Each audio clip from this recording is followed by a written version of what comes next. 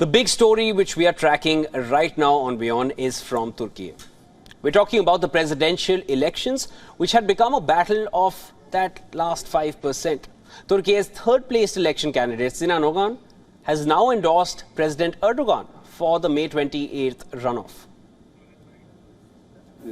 I declare that we will support the People's Alliance candidate, Recep Tayyip Erdogan, in the second round of the elections. I invite our voters who voted for us in the first round to support Mr. Erdogan in the second round. Before making the decision, Sinan Ogan met the Turkish leader Erdogan and held separate negotiations with allies of opposition leader Kemal Kılıçdaroğlu. Ogan says Kılıçdaroğlu's alliance failed to convince him about the future. He further stated the decision to back Erdogan was based on a principle of non-stop struggle against terrorism. Ogan is a hardline nationalist who was little known among the broader public before the campaign. On the 14th of May in Turkey's presidential election, he won 5.2% support, prompting some analysts to call him a potential kingmaker for the runoff in Turkey. Meanwhile, on the 14th of May, Erdogan received 49.5% of votes, just 0.5% lesser than the basic majority needed, compared to Kılıçdaroğlu at 44.9%, while the ruling party's coalition won a majority in parliament. That gives Erdogan an advantage as he seeks to extend his two-decade rule in among Turkey's most consequential elections ever.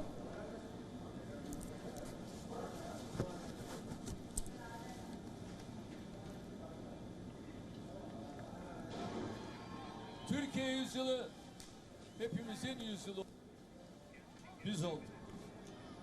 Çünkü CHP 14 Mayıs seçimlerini. All right, for the latest on Turkey, we are being joined by our guest Mark Merowitz, who is a political commentator and specializes in Turkish politics and foreign policy. Welcome to the broadcast again, Mark. Hi. Hi. Mark, analysts said it is not certain that all of Ogan's supporters would go to Erdogan. Does Kılıçdaroğlu still have a chance here?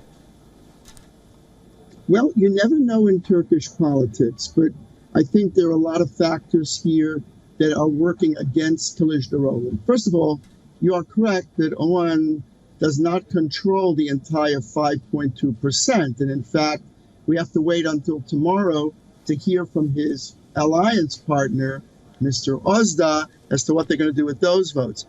But the fact of the matter is that Ogan's coalition, the Ancestral Alliance, really drew voters from a very similar base than Erdogan.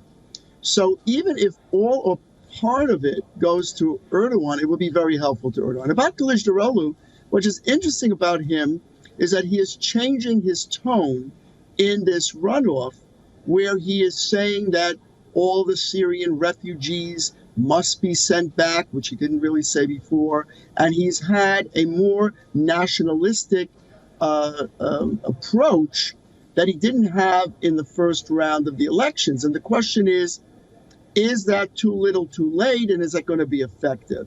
Right now, the nationalist voters who are with Ogan and perhaps even the coalition might endorse Erdogan, you have a good chance that they may go over to Erdogan. And Erdogan only needs, if it's consistent, which you never know, he had 49.5% of the vote. He just needs a small amount to get over the 50% and win the election.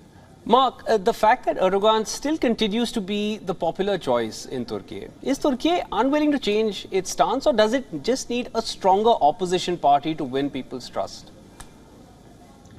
I assure you this question is going to be debated for a very long time, depending, of course, on the result. The opposition approach here was a coalition of 6 parties called a Table of 6, very disparate parties, very different approaches from left to right.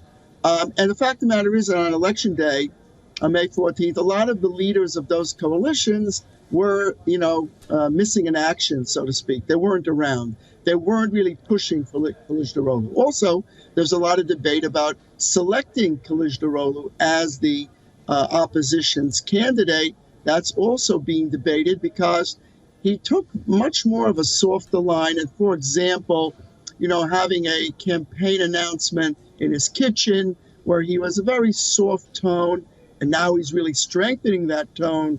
So, there's going to be a lot of what we call in America Monday morning quarterbacking, which means they're going to be thinking and analyzing this election for a long time to come. What should have been done differently? Hypotheticals. But the truth is, Erdogan's support was very strong in the first round of the elections, and he really almost won it. And to me, that was a very significant point.